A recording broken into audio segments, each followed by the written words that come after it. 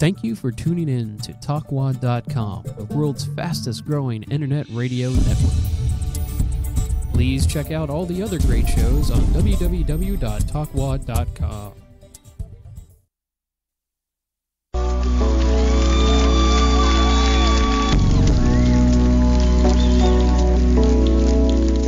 You are listening to ComedySlamRadio.com. From our studios to the world, we bring you the finest in quality entertainment. So pop some popcorn, grab a smooch buddy, and settle in for another fine show from ComedySlamRadio.com.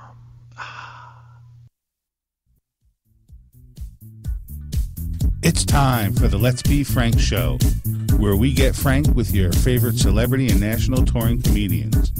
Follow us on Twitter at Let's Be Frank Show, and if you miss our live broadcast on Comedy Slam Radio, find us on Stitcher Radio, Podomatic, and iTunes at Let's Be Frank's Podcast. Keep laughing, my friends.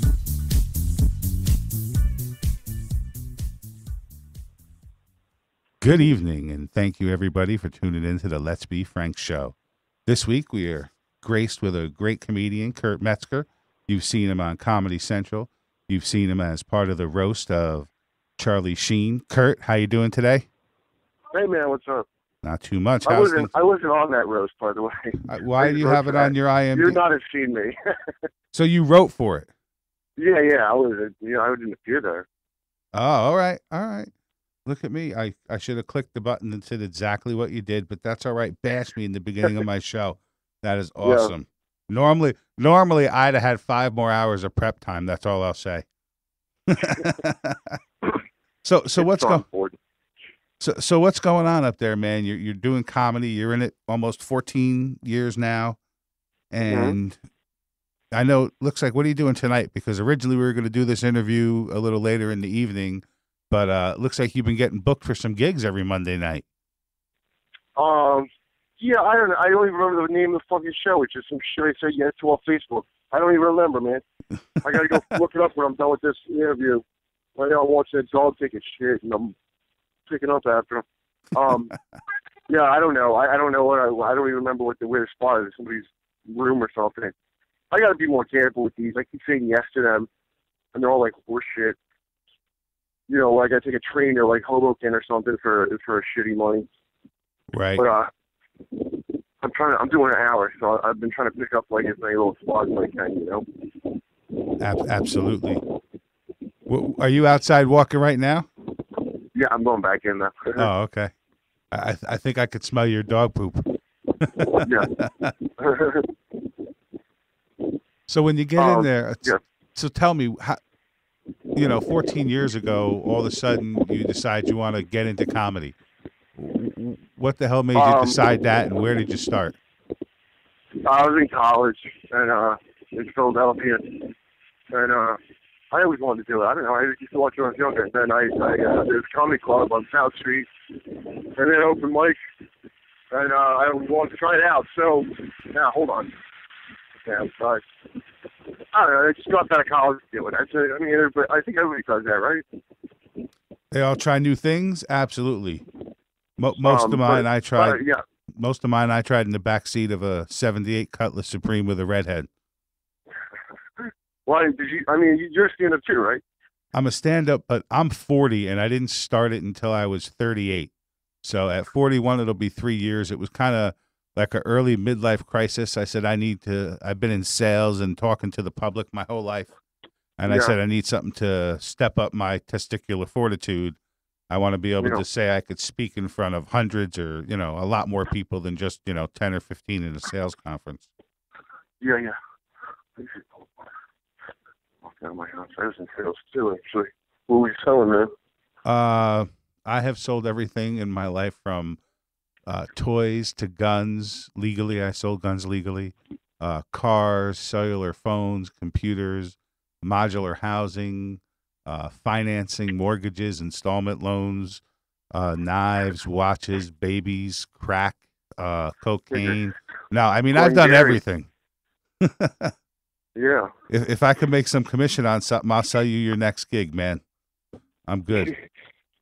I'll pay commission anybody gets to work. Yeah, I don't know. I mean, I think it's a remarkably interesting way I got into it. I was just in college and I wanted to do it, and I did. So All right. I did. How did the first show go? Did you get laughs? Did it blow and you had to go back anyway? Well, the first show I did at a club called the Stress Factory, which is in New Jersey, and it went like so. It was kind of whatever, and then after that, I went to this place, the Laugh House, which is like an all black club, or it was. I mean, I don't know if it is really now. Okay. And the first time it went fine. It wasn't really good, but I thought it was good, but it wasn't. And then the second time, God damn it, the second time really sucked. And then it just like sucked for like 8 years, I guess, after that. And it got kind of better. Does that mean you're a glutton for punishment? I mean, 8 years of sucking at any job, you should leave. And then after that 8 year, you just, everything clicked. You felt like, what happened after 8 years that it stopped sucking? People started paying you? More work, man. It's not really, I mean, it's not, I don't know. I guess I stuck to it with it. But, just the other stuff outside of like the jokes and stuff, it's like a miserable slog, dude. And you don't have any, I don't have a day job, you know? Right. So how many nights a week are you out there doing comedy right now? I mean, how many nights and how many shows? On average, I guess about 3 or 4. Now, 3 or 4 nights, and will you do multiple shows those nights? Yeah, if I average it out, because some nights it's like most of it, like some weeks it's like every other night, and then some weeks it's like 2 nights, you know? All right. And you mainly if you live work in New York, you can get out. If you live in New York, you can get a lot of stage time, because there's just a ton of rooms to do. Right. So where are you stationed? I mean, you're in New York now, aren't you? Yeah. What do you mean? What club do I work at, or where do I live? Well, I thought you were going back and forth between New York and L.A. Yeah, I go to L.A., but when I have a job, you know. Right. Okay. I'm not constantly going to L.A., but when I have something paying that's shooting out there, then like the roast, for example, I had to go to L.A., you know. So what was it like working on the roast and being a writer for it? Fucking tense, man. Just tense. You know, first of all, these roasts are like the people are friends with the celebrity, so it's always tense. How does people don't want to be made fun of? The writers are very good writers, and I'll say that. Like everybody writing for it was like, I was like impressed to intimidated with them, you know. Sure. It's like it was just tense and shitty. Other than I wrote like Patrice's set. Well, this is jokes really, but like I had to help Patrice with his shit. Patrice O'Neill. Right. And that was probably like the best part of it was that. Like that was the last time I hung out with him. I was like just at his hotel like for a while, going over like this set. And that ended up being a really good time. That's awesome. And then I don't know, it was like a job that I really wanted, and then when I had it, I was like, this is like not that, not fun. It's not out of, like I said, it's not, the writers aren't bad. It's not, it's just like, it just felt tense to me the whole time. All right. And I also was very, I mean, a lot of that to do with me. Like, I just felt very, like, inadequate. I got, like, 5 jokes on her. I got, like, a few bits on, on the roast. So, like, Shatner said my shit, and Charlie Sheen and Patrice. But I just felt like, I don't know. It had more to do with me than the actual, roast itself, I think. Now, obviously, if they use some of your jokes on the Charlie Sheen, you would think maybe you're going to get some contact again to work on other roasts. Yeah, I didn't get, I mean, the Roseanne roast, they got a different head writer, and they kind of changed stuff up for that. So I didn't, it wasn't like I was expecting to be brought back to that. Right. I mean, I don't know how much I want to do these roasts. Like, I think the only roasts I want to be associated with are where I know the guy. I don't know about that whole thing they do where they have a celebrity on and people who aren't their friends mocking them. There's something really weird about that. It's not like those Dean Martin roasts. Those are buddies. Those were the classics. Yeah, Jeff Ross is really good at it. I think like Jeff's the reason it changed. Because Jeff is very good at not knowing somebody. You just bring Jeff Ross in and he'll mock them, and he's good at it. Doesn't seem too mean. He's like perfect at it.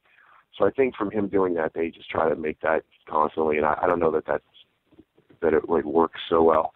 Even though I like really mean jokes, and I watch all the roasts. I can tell like when it's like hurtful and shit, like it's getting weird, you know. And just like that shouldn't happen at a roast where it gets like ugly for a minute. Absolutely. Well, some people love it. Like I guess on the Roseanne roast, it was the big shock when Tom Arnold walked out. I guess that wasn't an expected thing. I know it's so weird that they'd have a roast and he wouldn't be expected to be there. Like, but they have their own, weird personal history. I think she holds a grudge forever. I don't really know her. I thought Roseanne was really funny. I thought she was a good. I thought she was a great comic, but that was my favorite roast. I was like whatever to me. Right. I guess he had called into one of the other radio shows here and talked about it and how it was so off the cuff, and it was a pretty awkward thing for him as well. But hey, they made it through it. What are you going to do? I'm sure they had plenty of reason to make it through it. Yeah. Well, these are all things to sell advertising. So there you go. We get it accomplished, and it's all good. So now, according to your IMDb, hopefully, unlike what I just said with that you were on the roast, you've had some little bit of movie roles, or in some acting things. You were multiple times with Ugly Americans. Oh yeah, that was a cartoon. It was right. on Comedy Central. Correct. Which is not on anymore. but it had 2 seasons, right? 2 years. Yeah, I guess 2 years. Yeah, it looks like there was like 31 episodes of it. So, and thinking. Yeah. I don't know. They do like A and B seasons, but I was like 3 seasons maybe. All right. Seemed like to me, or 3 mini seasons. But that was a fun job. That's fun doing voices. Oh, I bet. Now I can't do any voices. I'm lucky I get my own voice to sound halfway decent over a microphone. I just did mine. I don't do voices either. That's probably like they couldn't fire me because I was the only guy that did my voice. Everybody else did. You can get another Obama guy. Absolutely. So, what are some of your favorite parts about doing comedy? We know you started out. My favorite things about it are I don't have a day job. I can fuck out of my league, and I look down on doctors and people with real achievements. So repeat that back. I said you don't have a day job. What was the second one? I get pussy out of my league. Oh, sweet. I thought you said I get to smoke. I thought you said you spend all day getting to smoke weed. I was like, okay, and then. I don't know. I mean, I have done that, but I wouldn't listen. That is my. That is like you can do that. I have that option, I guess. Yes. Well, I'll attest to the fact that comedy does help with getting the ladies. Even not in person, but when I'm on like a Match.com dating site, because I do better that way. I think the fact that I bring up that I do stand-up comedy and all that other stuff, I don't know, it tickles their fancy. They think I'm going to be funnier than the average guy or something. I don't know. They're not getting any fame out of it. Well, you got. I mean, it works if they come and see you and you do well. I mean, I've bombed. I've had like a girl with me and like bombed and she split. But yeah. I'm always the fat. I remember horribly. Just like I was like, I did two shows back to back. It was a stand-up New York and a comic strip, and so I killed this stand-up dude. That's why I picked this girl up, and then she went with me in my other spot. And I wish I just canceled my other spot because I got heckled by these like fat black chicks in the back row, and I got like, and I didn't get Kramer-esque on them, but it was like ugly, you know. And then she was just like, "What was that?" She just wanted to go. Well, man, those bad things can happen. I do not get picked up by the ladies after the show because I am the fat comic that does fat guy jokes, and you know, there's normally 6 or 7 much skinnier, better looking guys than me. But they all. Yeah, well, I'm not. I don't get like. I have a girlfriend now, but I don't get like. I never got like that, but sometimes I would. I'm not on the high end of guys getting tail. I wouldn't say. I think it's all just right. But the fact that it was amount. that it was out of your league, stuff you shouldn't be getting. Yeah. Oh yeah, definitely that. But for me, I'm not just that I am picky. I just, it's better because of stand up, I guess is the way to put it. yeah. You're like, God damn, how the hell did I land that shit? Yeah. That's the way I feel about like a 3. I'm like, damn, how the hell did I land that shit? That was awesome. She let me do this and that was a funky position. I don't even do a number system. I just have a very simple pass fail. Very simple pass fail. Yeah. Did you say yes? For fancy people. Yes. What? If they say yes, they pass. If they say no, they fail. Yeah. Very simple. Yeah. Well, the road's lonely. So tell us a little bit about your style of comedy. What do you like to talk about when you're on stage? I don't know, all kinds of stuff. I don't know how to answer that. I always people ask, I don't know what that is. I don't know, just look me up, I guess. Hopefully it's funny. Well, I mean, do you talk a lot about your family? Do you talk about things that are currently going on social, in the world, socially? Yeah, all that. All of it. Whatever. I don't have a specific thing I stick with. Do you do a lot of improv throughout your show? Do I do a lot of what? Do you do a lot of improv throughout your show? You mean like crowd work or just stuff on the top of my head? A little bit of both, because normally when I try to not be rigid enough. When you start, or when I started, you have like your 5 minutes and then your 10 minutes or whatever that you kind of stick with.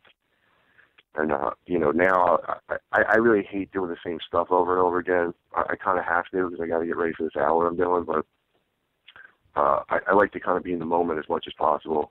All right. So because I'm obviously I'll the arrangement of how I do jokes or which ones I decide to do, I'll try to make that dependent on the situation. But that's more of a club thing. Like TV, you got to play them in the head because they want to know exactly what the hell you're going to say, and they want a transcript and all that. So, it's not as loose. Right. Now, is the hour you're coming up with for TV, or is it just for some new headlining? It's for Comedy Central, yeah. And when are you hoping to film that and have that out?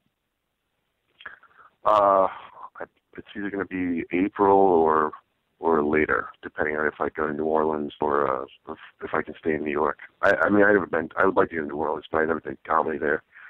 So I'd like to do it in familiar territory, but I don't know. We'll see what happens. There you go. Although New Orleans, you could be partying your ass off the night before and the night after the show. Yeah, I don't even drink that much. I used to do everything, but I don't really drink that much anymore. Just some weed now. Now and again, perhaps a painkiller. Depends on how bad the set goes on whether you need a painkiller. Yeah. Well, I just got a fight recently. Really? Who did you get into? Like a physical fight or a verbal fight? Yeah. No, I can't really talk that much about it even. But I got a thing. I gotta wait until there's like a whole thing about it. Like there's gonna be a whole court case and stuff from it. Okay. Like I've seen things on Facebook a little bit. Yeah. I don't know if it has anything to do with it. Can I say the initials? Yeah, go ahead. UCB is anything to do with all that? No. Oh yeah, no, nothing. No, that's actually a separate thing. I'm a huge problem professionally. Can you talk about the UCB thing?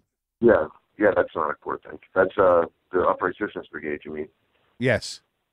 Yeah. Oh, I bitched about not getting paid on this Friday show, and then it became a whole thing. Because I guess a bunch of other people were pissed off at UCB for various things. And then it ended up being like a New York Times article about it. And, so they just don't pay anybody. My whole feeling was this show I did was a Friday night, and it was packed out, and they were charging at the door. Because they have free shows. I don't mind doing a free show. It's a good show, That's fine with me. They have a bunch of good ones. They have one called Whiplash. It's great. Right. This one I did, though, was like, it's a pro show, and you're taking in money, but none of that's coming my way, which is really upsetting.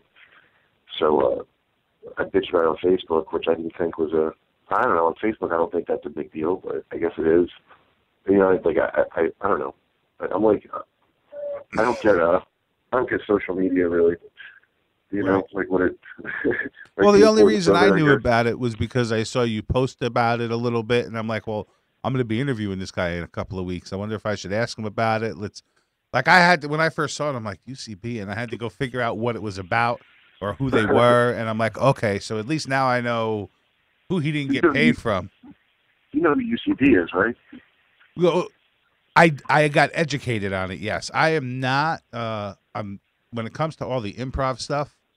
Yeah. I'm not huge into that personally. I've never really Well, done that's it. where like Amy Poehler and there's a bunch of like Huge stars from SNL. Yeah, a bunch of people come through there. Right. Like So it's I had kind of heard like of it. I have heard of it as the full name, but never as UCB. So when I first saw it, I was like, what is he talking about? And I just had to get up there because Uptype Citizens Brigade is up there with Second City. And, I've talked to so many people that have gone through both of those classes and worked with both of them. But I'd never heard anybody. They're number one, I would say, of that stuff. I mean, I think they're past Second City for sure. They're whatever that was. That's what they are now. Right. All right. And now, do both of those guys work with, like the SNL skits and Mad TV and all of that stuff? I mean, it's pretty. Yeah, well, man, I don't know anything about Mad TV, like where they came from. So a lot of SNL people, yeah. Have you had any opportunities to get hooked up there with Saturday Night Live yet? I just submitted for it to write, but that's it. I mean, I don't think I'd be a cast member. I don't do impressions or nothing. But to be able to say you're in the background writing, I think is cool. Just like in the background writing for the, although it wasn't a favorite, but writing on the for the Charlie Sheen. I writing wise, I wrote for some, I wrote for Chappelle's show. I wrote for I just wrote for this Amy Schumer show that's coming out. Like I have decent like writing credits, but nobody gives a shit about writers. Nobody like I'm not trying to be a writer. Right. Well, I think here we like to hear about it because when you're struggling along the way of trying to become a comedian, it's great to know what other avenues aside from getting a job at a Walmart you can do to try to survive. There's other things out there. I lived off of girlfriends, so I don't know if that's something that's realistic for everyone. It's a great idea. Why just get a real rich Yeah. one? You don't even have to do comedy. What'd you say? Get a real rich one. You won't even have to bother doing comedy anymore.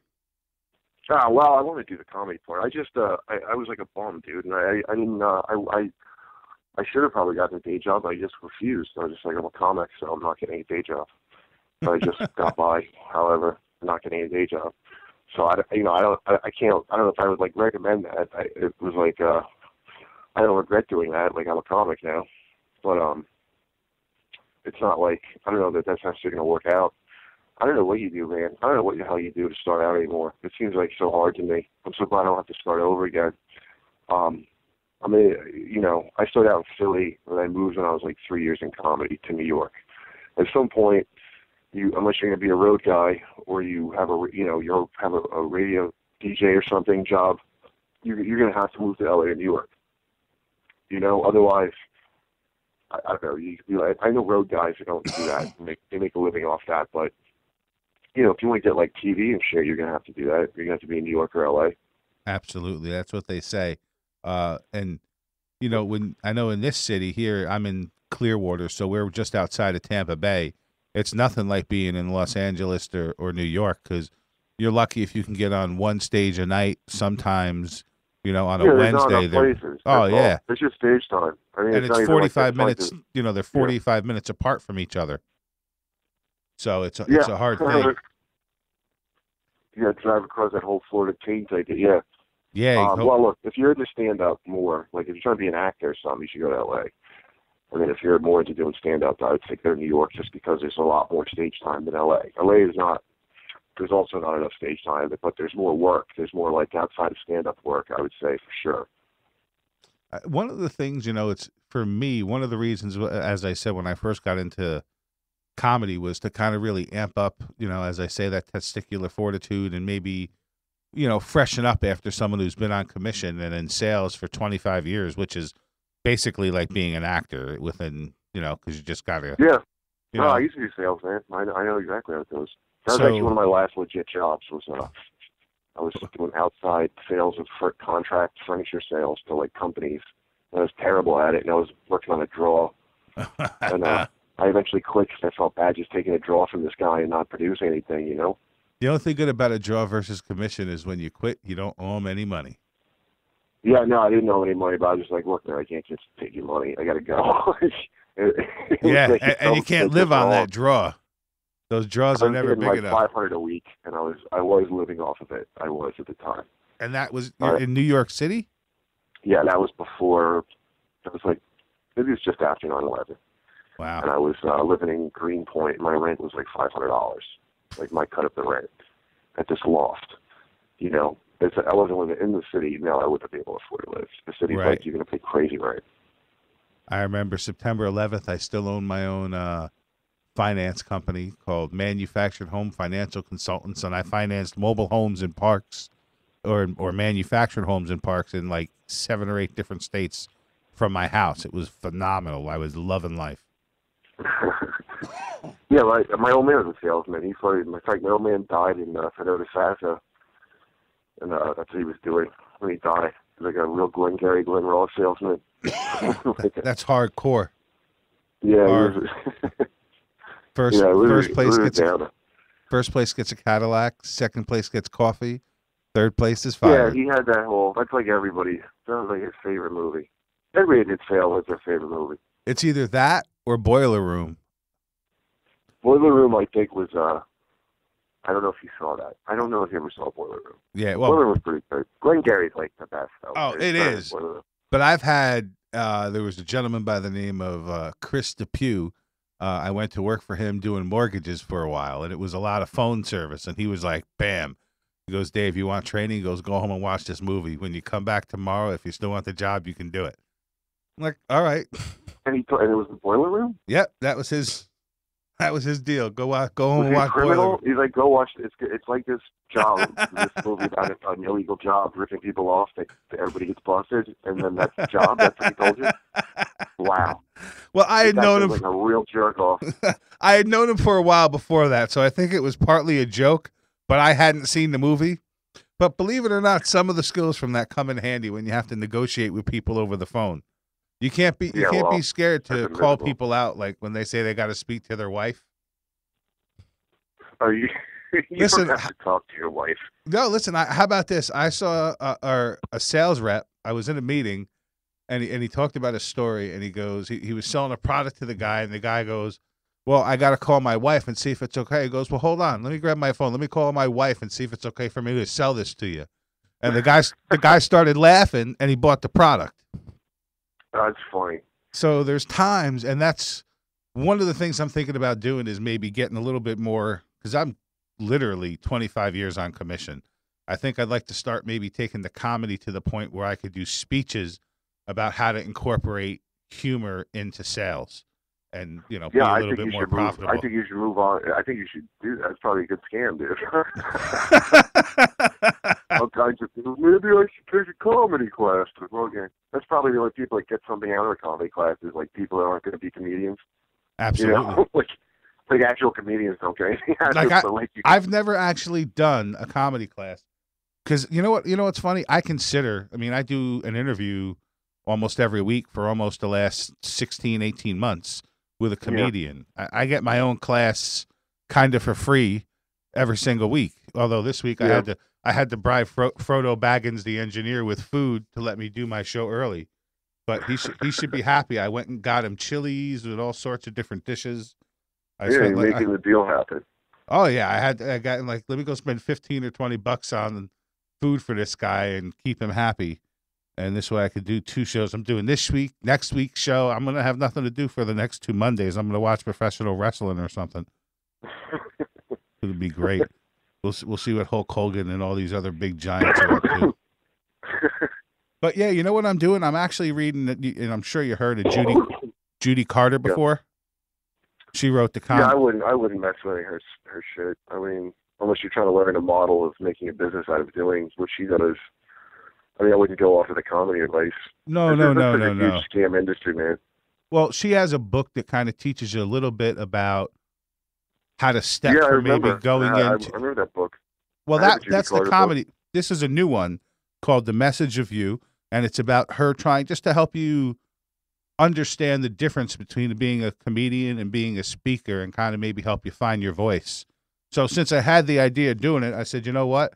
There's 1,000,000,001 books out there, but Yeah. Judy, I don't know. I actually had her on the show. She stayed on the line with us for an hour and pretty down to earth. And figured if I'm going to read somebody's show on how to better myself between going from comedy to public speaking, why not work with somebody who's done it? And so far, she's made me answer questions in the book. It has assignments, and I'm like, shit. I don't think she says things that are wrong or anything like that.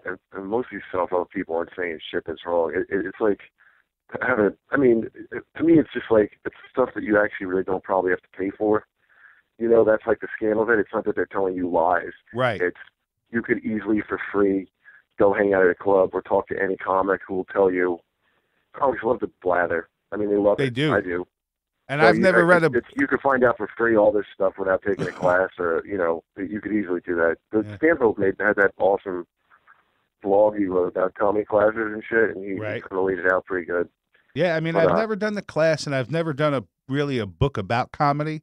Mainly, I read this book because I thought it would give me a little insight into somewhere I want to go. And I read one or two other comedians that I've done interviews with. I've read their books before they came on the show, so at least I could, you know, have a little. Were they how-to books, or were they just books? Like no, like Steve Bluestein, who is probably in his, if he ever listens, his 50s or his early 60s now. He was a comedian for many, many years. He came up with the Bobby Slaytons and the Elaine Boozlers of the world, and he wrote a book. It's So Hard to Talk with a Gun in My Mouth. And it was just about some of his life experiences and comedy and his family, but not a how to do comedy book. I don't. The only thing I do with how to do. I mean, I read those. Like, I read all of them, but I like Steve Martin had that really good one about when he was doing stand up. I thought that was a really good book. Yeah. The only type of class that I could say I take is during certain times of the year when all of us have Sundays off.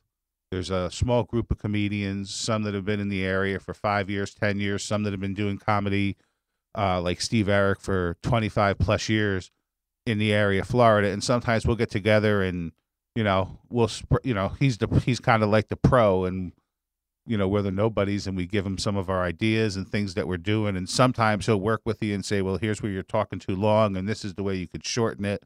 So it's nice to have some mentoring, not necessarily a class, but just a place where you can sit down, feel comfortable with who you're talking about, not worry about people stealing material. It's just some friends hanging out and helping each other out. Yeah, well, that's why that's like a basic part of any, you know, comedy scene, I think, right? You got to be around comics and absolutely do that shit. You know, there's not a lot of groups that I know of in this area that get together to do that. You have a lot of groups that are pretty, I don't want to say cliquey, with, you know, the people they work with. There's a million cliques, but it's not, you know, it's not even, I don't think you even compare. Like in New York, they got so much comedy shit that you wouldn't need to huddle together in a group like 10 times. And, you know, like, there's just like a million things going on, but yeah, there's always cliques, man. It's a nonstop. Yeah, I have a friend. If somebody was new, I would be like, just be friendly with everybody and not necessarily part of a clique, you know. But some of these cliques, like you see people go far from being in them, you know. Yeah, I saw a girl. She was down here, and I'm waiting to hear back from her. She was doing really great down here. She was getting sets. She was featuring. She was having, you know, at all the better clubs down here. And she said, you know, I'm ready to take the big plunge. And she decided to move to New York. Her name is Alyssa Bissonette. And she's been up there, I think, a little over a year now. First, she got settled in with, you know, getting a job in an apartment. So I think by now she's been hitting the comedy scene. And I'm hoping to hear back from her within the next week or two to maybe get her on to give us an update about how she's doing. I don't know her, but I know a lot of people. Well, you know, she's still working her way up. Yeah. You know, a lot. You know, it's funny, man. There's so much turnover with this. Like, the people that I think of as new people, I guess, are not at all anymore. Right. And then, like, everybody else, I'm like, oh, I don't even know any. And then it's like really new. It's funny, man. After a while, you don't recognize anybody. You know, other than like the few people that from when you started. I didn't notice all the time passing by. You know, so now there's always like new people. Well, and I did an interview with Tom Dreesen, and he says every 2 to 2.5, 3 years, comedy's different because all the people that were in the comedy scene have either moved on or they don't do it as much or it turned out to be a hobby, and all the people that are in the audience are new again. So Yeah. it's a pretty rapid change. So, I've seen people I'm not out at the open mics and I don't do anywhere near as many shows as some of the other people that are out here working a lot harder at it than I am. But there's a lot of mutual respect. I think I'll be the guy that's around here for a while, doing the open mics and getting some guest spots and hosting. And, although I'd love to feature one day, but realistically right now I'm a little over 2 years into it. And I know I got a solid 12 to 15 minutes and I feel comfortable with that. I mean, yeah, but the only thing is, and just like you would say, you don't always get the opportunity to be up there for 12 to 15 minutes at a time. You get 5. So now you got to pull out your five or 8 best jokes and you don't get to work as much on those jokes that still need a little bit of work. And so for me, where maybe I get on stage 4 to 6 times a month, if I'm lucky, it's going to take me a little bit more time to build up that material. Yeah, no, listen, man, that's why I tell people you got to move, because you got to, like 2 years in. I mean, if you're trying to do more stand up, you got to move where there's a lot of stand up. Yeah. Because of that, because getting on stage 3 or 4 times a month, dude. So that's like LA is like that. Right. It's depressing. The stand up scene there is just fucking depressing. Even though LA is like nice weather and legal weed, which is great. It's not like stand-up comedy is way better in New York, and it's not because there's something in the water or something. It's just there's so much more stage time, so there's a lot of It's funny because when she told me she was first going to New York, I grew up in New York, and the last thing I want to do is go back to that miserable cold winter. If I were going to move, I think I'd have to do the LA thing just because I want to stay warm. I'm down here in Florida since 07. I'm like a big pansy now. It gets below 70 and I'm shivering like a little skinny wimp, and I'm like 350 plus I don't pounds. like the weather one bit here. I'll tell you that right now. If you wrote it down on paper, like all the reasons to live in one or the other, LA would win, I think. But I just like New York way better. I really do. But I don't know why I don't know. I can't like. I would be depressed living in LA and miss living in New York probably. But I like going out there for a week or so. It's pretty fun. Well, maybe one day I will get the experience of both. I'm actually now I grew up about an hour out of New York, up in Orange County or Middletown, New York. One of the first clubs I even went to was Bananas, or it was the first club in Poughkeepsie. Yeah, I did that club. Well, the one in Middletown. Rich Franchese? Did you know that comic? Say it again. Rich Franchese is a funny comic who he used to write for SNL. He's like he's a road comic. He opened that club. He took over. So now, which club which one in Middletown? The one that it was like in the one I think. I know, but he got slack from another club. It's not open anymore, right? Yeah, and it went under. It's like the club's not there anymore. But it was a nice club for a minute. I really liked it. Yeah, they opened after I left, and I never did comedy until after I was in Florida. But they have a club, Jester's Comedy Club in New York. They have a club in Jester's Comedy Club of New York. Not in New York, New York. That's in like some. Right. They actually have it in Monroe. So it's in Orange County, and they do a show up there once a week now. It's kind of at a little amusement fun park where you bring your kids. It's called the Castle, but I guess they give them the room and stuff. So I'm hoping maybe the next time I get up there to visit my family, I'll get a little shot. Maybe I can get myself a 10-minute guest spot or something up there. Well, listen, when I say New York, I don't mean that part of New York. No, I know. Might as well be Tampa. I'm talking about like the city, man. I know 100% what you're talking about. It's a different world. I mean, there's people they tell me they started comedy. If you drive a half hour outside the city, you might have flown there. That's how different it is. Oh yeah. You might as well got on a plane because you're in a whole different fucking place. I mean, the city itself, or the 4 or 5 boroughs, like that's where you got to be for comedy. Absolutely, because you could start doing comedy at 4 o'clock in the afternoon or earlier, and keep going until midnight or 1 o'clock in the morning. Yeah, I mean, I would skip those 4 in the afternoon shows. They'd probably stink, but yeah, I mean, theoretically, yeah, you could. When you're when you're the beginners, that's where you got to go. You got to beat up your time at those 4 and 5 o'clock shows to get yourself ready. Yeah, well, if you're a beginner there, see, I don't know, like, when I got here, like, if you're a beginner, there's little shit like bringer shows, which I would say never do, but maybe you have to do that. I don't really know to be new now what you have to do. But when I was I did new, one stayed bringer the fuck show. away from those. I did I one or don't two get near those. bringers. What'd you say? I only did 1 or 2 bringers. Or down here a lot, you'll see 3 or 4 comics will come together and do a show and just advertise it on Facebook, and whatever the turnout is, maybe 30 or 40 people, but in a room that sits 80 or 90, it feels good and you have a little bit of fun. So yeah, exactly. Yeah. But that's where most of my... I don't miss that. I don't miss that being like out of the city and having to do that. Like, I went to Montana and it was like fucking. There's one place where you stand up and it wasn't even a club. There's a whole group of comics and this guy had like a little like seminar thing. And you like go talk to them. And I was like, you guys just get the fuck out of Montana, man. Like, there's nothing here. I mean, I don't even know why you're bothering to build something up here. Like, just go where there's something built, you know? Absolutely. So how long do you think, I mean, obviously I don't think personally that 12 or 15 minutes is anywhere near enough for someone to really think about hopping on the road with.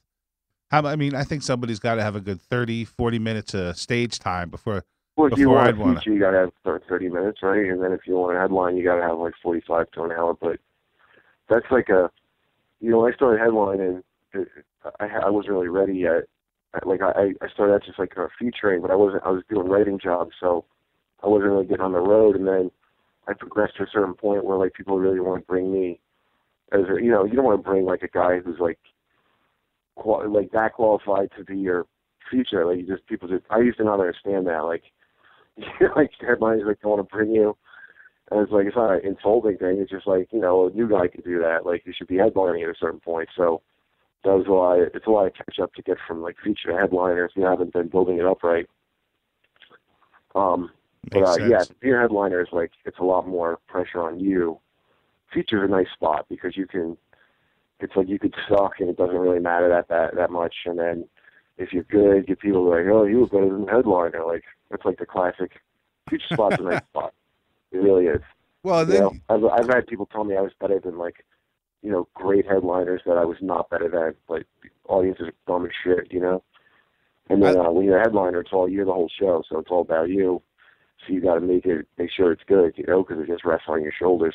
Right. And I've been at shows where I'm either hosting it or, the MC, or I'm doing a guest spot. And I know who the feature is because they're local and they're bringing somebody from New York or California or from wherever, to headline. And I see the feature going, I know who this guy is. I'm going to do everything I can to try to blow him out of the water, make it. I'm like, you're going to try to do a better set than the headliner. Listen, that's fine with me. I don't have any insecurity about that. Like I don't tell features like don't do this joke or don't fucking go hack it up if you want. I don't give a shit. Right. I take to it just from like I don't know. I just watching how Attell does it is like I get a lot of cues from him that way. Like he's like he don't tell anybody. He doesn't care what jokes. He likes to see local guys go on. He'll give every guy a bunch of people's guest spots. And he's like local comics. He's a nice guy. But I don't believe in like telling the guy, like what I prefer to have as an opener for me is not my same sensibility exactly. I prefer that just because I don't want it blending together. Right. There's a few guys that are like really good comics, but like I have kind of a darker sensibility. It's like another white guy with my same sensibility. I prefer not to have that just because I want to be the only guy like that on the show. Well, there you go, man. I could open up for all your shows because I'm just a fat white guy that tells fat guy jokes. You can't even do fat guy jokes. You would come off I as just mean. like it to be different, is what I'm saying. But like I won't like get this guy out of here. like I'm not like that. Like it is how it is. And I just thought it was entertaining when people are like, I'm going to do my best to try to be better than they can be, and I guess it's a good attitude to have because you want to be the best that you can be. You gotta play. Nothing makes you or breaks you with like featuring, but I mean, always do it. That'd be the best you could be. I wouldn't I've had like people like corny like features be like, don't worry, I'm gonna hold back and not like go ahead, use your full powers, Tommy. Yeah. Go ahead and unleash your full fucking local guy force. I don't care. And I was working. You know, I was opening up or guest setting for a 2-man group, and they were going up. And during their first, Patrick Jolly and Matthew Lumpkin. I don't know who that is. And they travel around, and they got a nice little shtick. They do their bit, and then at the end of the show, they take questions from the audience and answer them and have some fun. But I was hosting for them for the whole weekend. So after I saw the first show, and they had a joke about choking out during sex, all that craziness. And I had written a joke about it that I hadn't said, and I was like, I was thinking about doing that, during my guest set on the second show. And I was like, but I didn't know if that was going to bother you because it's part of your show. He goes, dude, if I can't, he goes, if you should do whatever you want, because if I can't be better than you, I should learn something or I shouldn't be here. It's just, he goes, you should never let anybody tell you don't do a fart joke because I'm doing fart jokes, or don't do fat guy jokes because I'm doing fat guy jokes. That's right. I just like the conflict would be if you both have the exact same joke, but that's like a different thing, I guess. But yeah, he's right. And really, I mean, for me, that would be the only time that I would think it would ever matter is if a comic does too much similar material to you. You wouldn't want that to be. But I thought it was great advice. He's like, listen, just do whatever you're going to do. He goes, if I think your joke is better than mine, he goes, I'll just skip mine while I was on stage, and you can feel good about yourself. Yeah, look, most of the time, headliners are cool about that. Absolutely. I think there's a lot of people that headline that aren't really comics, and then you learn the problems with them, more than anything else. There's like, some guy that's like he just there's a bunch of people that they decide they're a comedian and they become headliners immediately because they were on some show, or there's ex-sports people, or Steve-O's a guy, like Steve-O's a nice guy though, but there's always and that's where that shit pops up. Yeah, there's a lot of people who have gained celebrity or popularity in a world outside of comedy, maybe even YouTube, and that's what gets them to the point where all of a sudden you see them at the Improv, and they're not necessarily comedians, but they're thrusted into the limelight. Fuckers, man, they don't know. There's another thing you have to get over doing stand-up is how much people don't know shit about it, and they fucking like the crowd will show up because of a name recognition, and you're like, well, that's not going to be a good show, and they're like, ooh, they just the crowds are dumb as shit, man. They really are.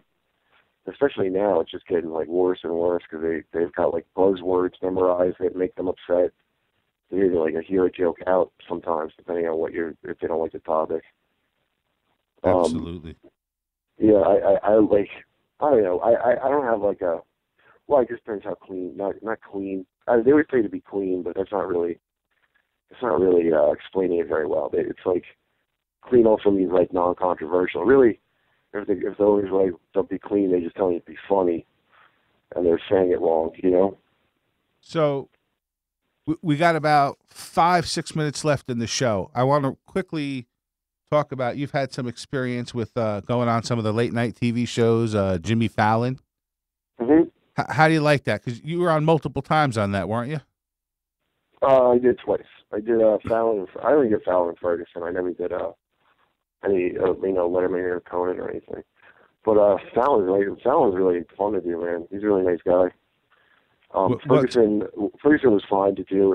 It's just weird because he finishes up his part of the show and then he leaves and then you go on, So it's not like mean or something. It's just like a weird. It feels like you're punching in a time clock at work and going in and doing your little segment, Because when you look at Fallon, it was more felt like, oh, this is like I'm doing like a late night, whatever you imagine that would be. Like Fallon's more like that.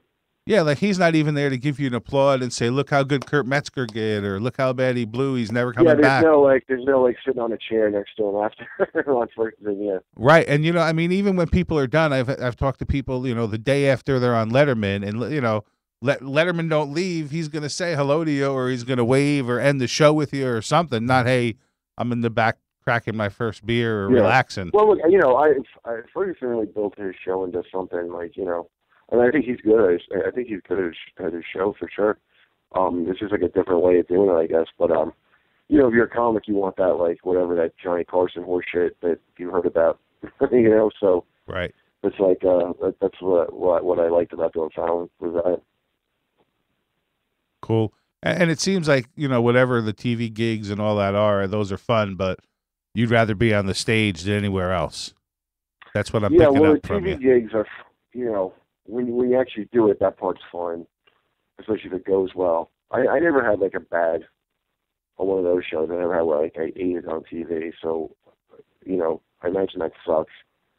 But the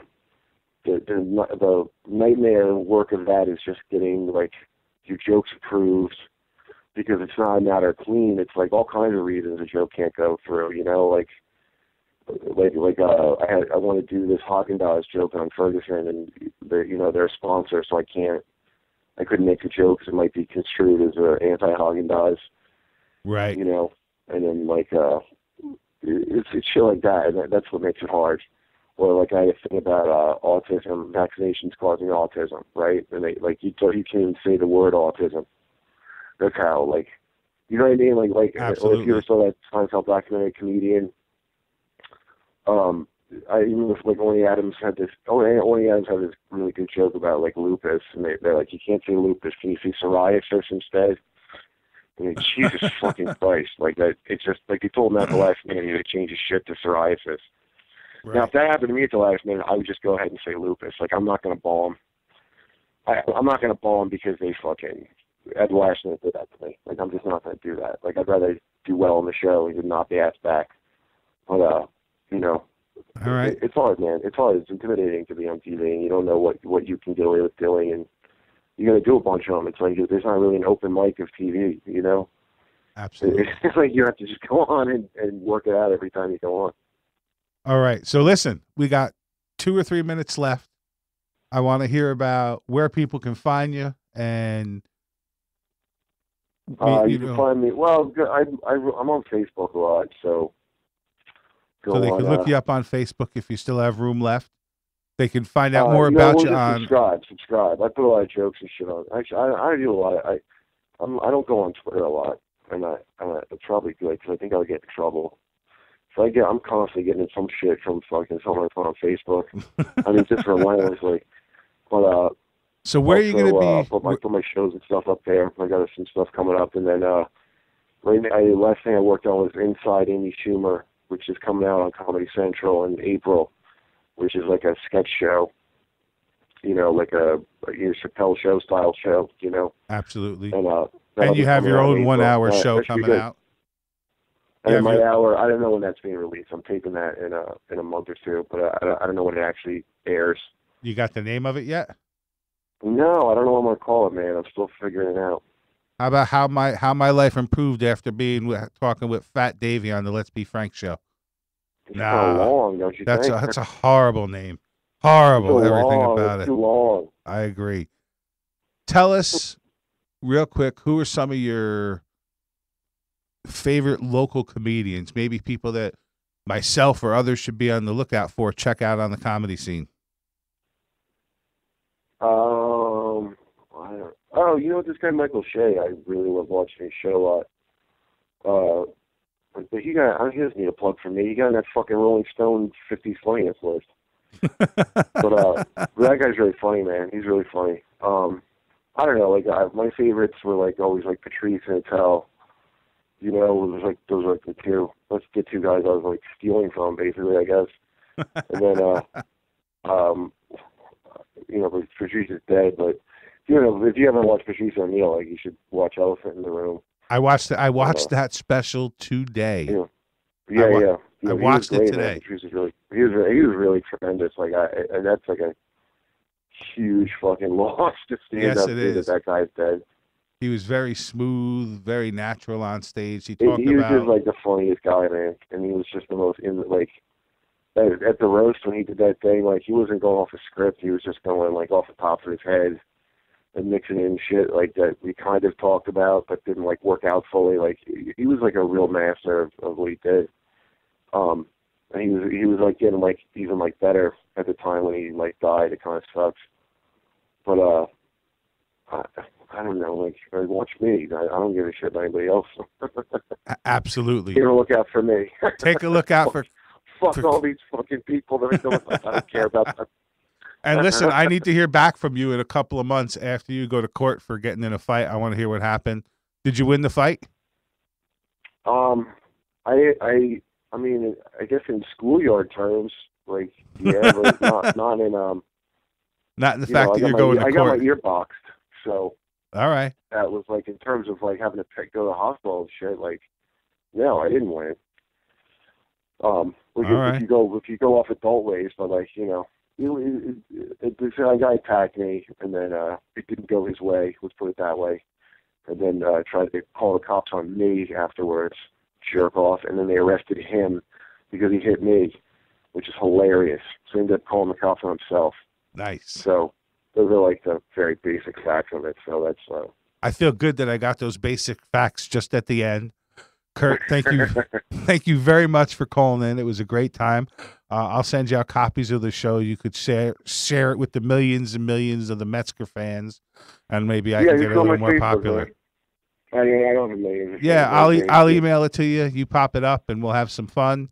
And we'll speak to you soon. Thanks a lot. No problem, buddy. Bye. All right. Good night.